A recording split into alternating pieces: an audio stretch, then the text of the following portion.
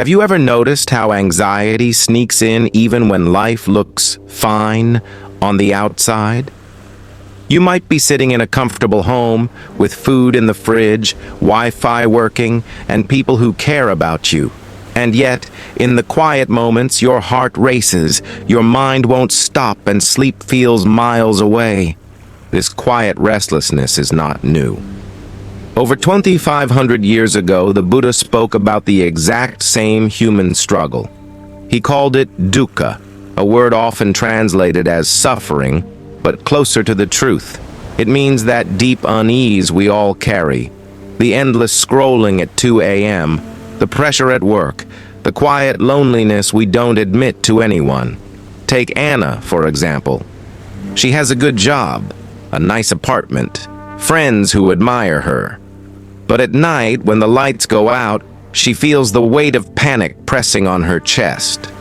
She wonders, why? If I have everything, do I still feel empty? And here's where the story begins.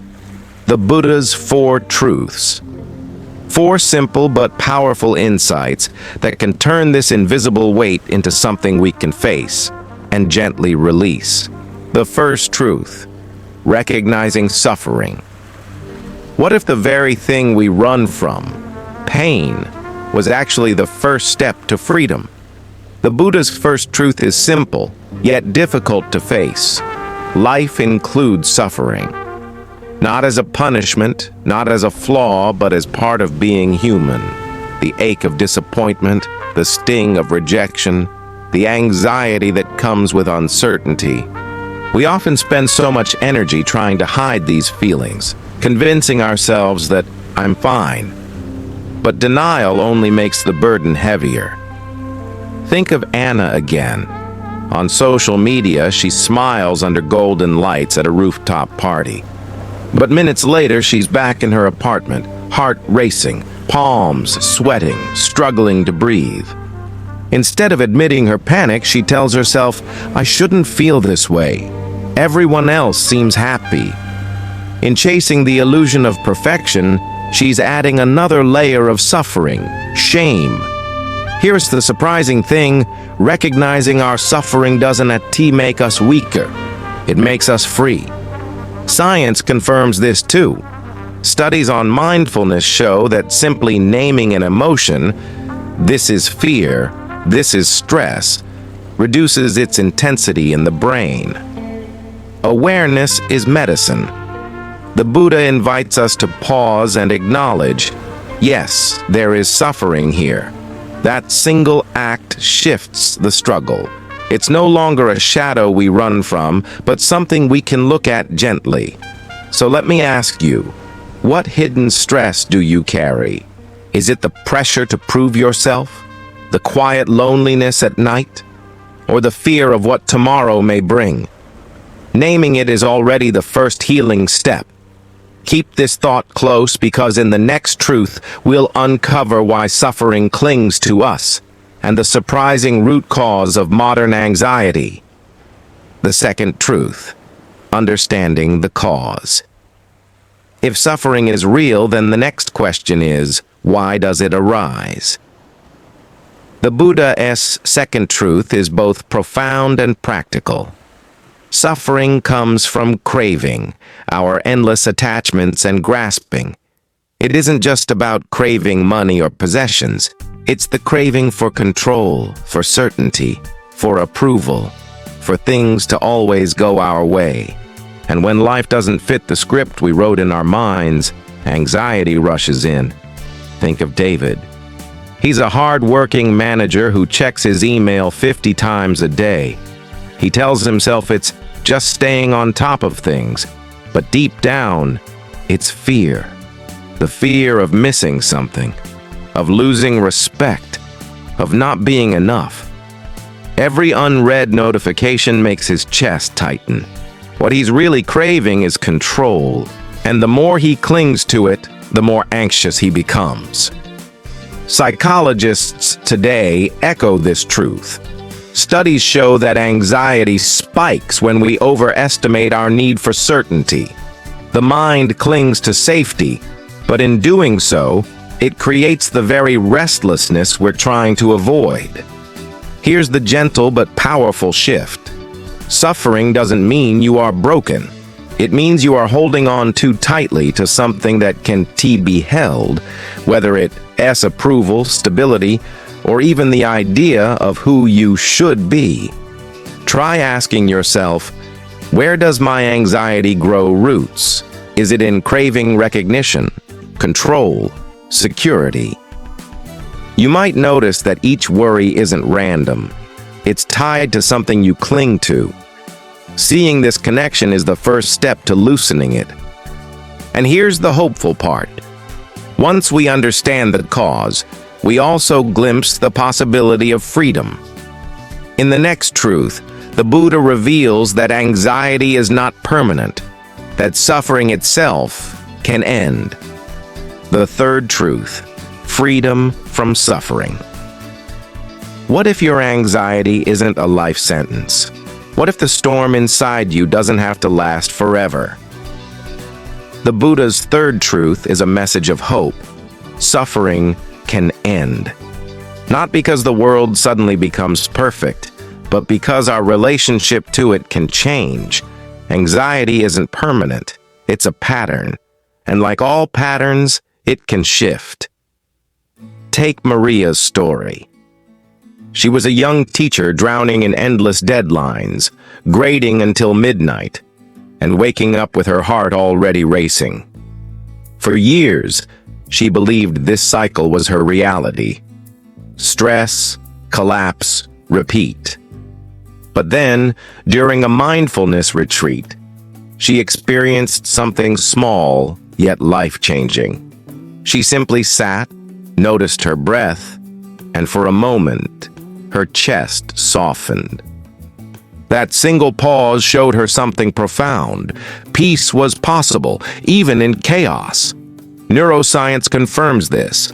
Brain imaging studies reveal that practices like meditation and mindful breathing actually reduce activity in the amygdala, the part of the brain linked to fear and anxiety. The mind, once caught in loops of craving and fear, can literally rewire itself toward calm. The third truth isn't about escaping life or pretending problems don't exist. It's about realizing that beneath the waves of anxiety, there's a deeper stillness already inside you. It's like discovering that under the stormy surface of the ocean, the water is always calm. Here's a practice you can try right now. Close your eyes, take one slow breath in, and one gentle breath out. Notice that for just a second, nothing else was required of you. That small space of stillness is the seed of freedom. If suffering can end, the natural next question is how? That's where the fourth truth leads us, the path to peace, a set of steps we can actually practice day by day. The fourth truth, the path to peace. So if suffering can end, how do we actually get there? The Buddha didn't leave us with abstract hope. He offered a path. It's called the Noble Eightfold Path, but don't let the name intimidate you. Think of it less like rules and more like a roadmap for living with balance. At its heart, the path is about small, practical shifts. Let's break it into 3 practices you can begin today. 1. Mindful speech. Words can heal or harm. Imagine replacing one rushed, anxious text with a thoughtful pause. Suddenly, you're not feeding the cycle of stress, but softening it. 2. Compassionate action. Even one small act of kindness, holding the door, offering a smile, reminds us that connection eases anxiety. When we focus outward, our inner restlessness loosens. 3. Daily mindfulness. You don't need hours of meditation. 5 minutes in the morning, before checking your phone, just noticing your breath, can change the tone of your entire day. Consider Jason, who used to begin each morning with doom scrolling. His anxiety followed him like a shadow.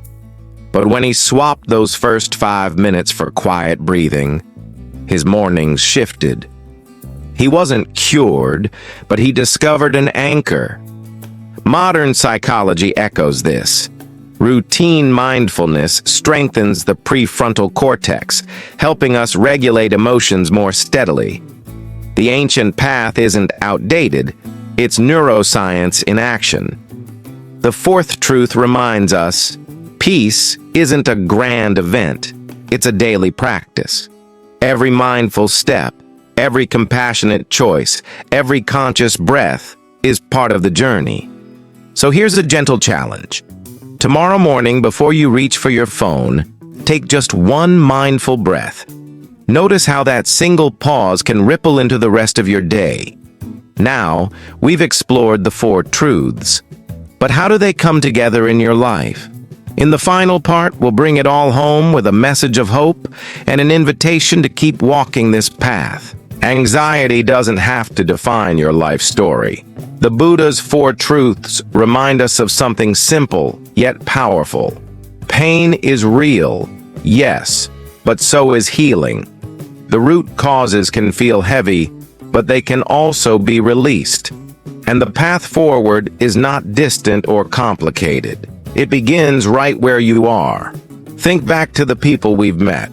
Anna learned that admitting her struggle wasn't weakness. It was the first brave step. David discovered that his cravings for control were not a flaw, but a pattern he could loosen. Maria found that even in the storm of deadlines, one mindful breath could uncover stillness. And Jason, with his 5 quiet minutes each morning, turned his phone from a source of stress into a reminder to pause. Their journeys reflect ours. Each small shift, naming our suffering, seeing its cause, trusting in its end, and walking a mindful path, brings us closer to peace. So here, as my gentle reminder for you, the storm you feel inside is not the whole of you. Beneath the waves, there is already calm. You don't have to fix everything overnight. Just begin with one breath.